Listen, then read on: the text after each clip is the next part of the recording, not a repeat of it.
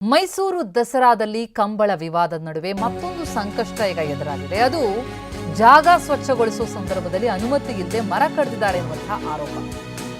ಯುವಜನ ಸಬಲೀಕರಣ ಇಲಾಖೆಯ ಉಪನಿರ್ದೇಶಕರು ಸೇರಿದಂತೆ 3 ವಿರುದ್ಧ ಈಗ ಅರಣ್ಯಾಧಿಕಾರಿಗಳು ಎಫ್ಐಆರ್ ಅನ್ನು ದಾಖಲಿಸಿದ್ದಾರೆ.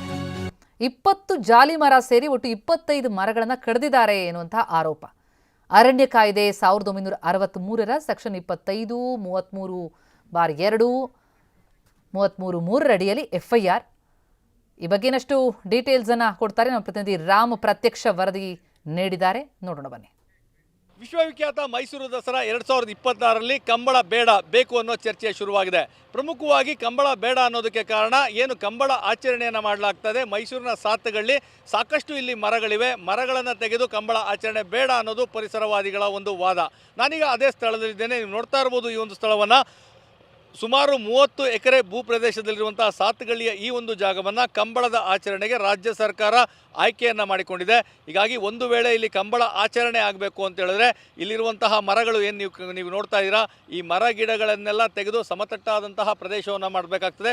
ನೀವು ಕಣ್ಣಾಯಿಸಿದಷ್ಟು ದೂರ ಈ ರೀತಿಯಾದಂತಹ ಮರ ಗಿಡಗಳನ್ನೇ ಕಾಣಸಿಗುವಂಥದ್ದು. ಹೀಗಾಗಿ ಪರಿಸರವಾದಿಗಳಿಂದ ತೀವ್ರ ವಿರೋಧ ವ್ಯಕ್ತವಾಗ್ತಾ ಇರುವಂಥದ್ದು ಇದೇ ಕಾರಣಕ್ಕೆ. ಅಂದರೆ ಇರುವಂತಹ ಮರ ಗಿಡಗಳನ್ನು ತೆಗೆದು ಕಂಬಳ ಆಚರಣೆಯ ಅವಶ್ಯಕತೆ ಏನಿದೆ ಅಂತೇಳಿ ಹೀಗಾಗಿ ಅವರು ಧ್ವನಿ ಎತ್ತಿರುವಂಥದ್ದು.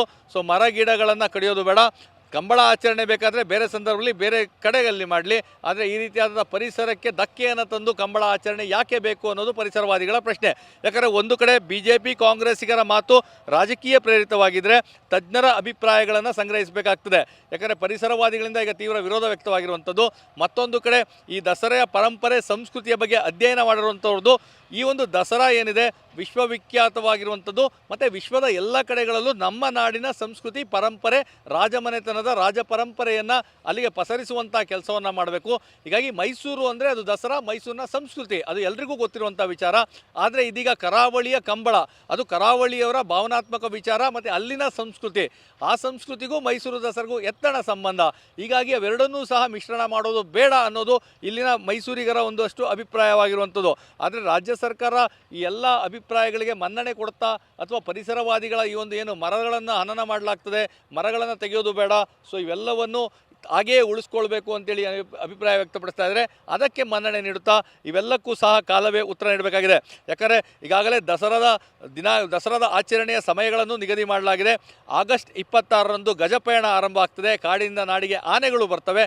ಅಕ್ಟೋಬರ್ 11ರಿಂದ ಅಕ್ಟೋಬರ್ 21ರವರೆಗೂ ನಾಡ ಅಧಿದೇವತೆ ತಾಯಿ ಚಾಮುಂಡೇಶ್ವರಿಯ ಉತ್ಸವ ಈಗಾಗಲೇ ನಿಗದಿಯಾಗಿದೆ. ಅದ್ಧೂರಿಯಾಗಿ ವಿಜೃಂಭಣೆಯಿಂದ ಸಾಂಸ್ಕೃತಿಕವಾಗಿ ಈ ಒಂದು ಆಚರಣೆ ಮಾಡ್ತೇವೆ, ವಿಭಿನ್ನವಾಗಿ ವಿಶೇಷವಾಗಿ ಮಾಡ್ತೇವೆ.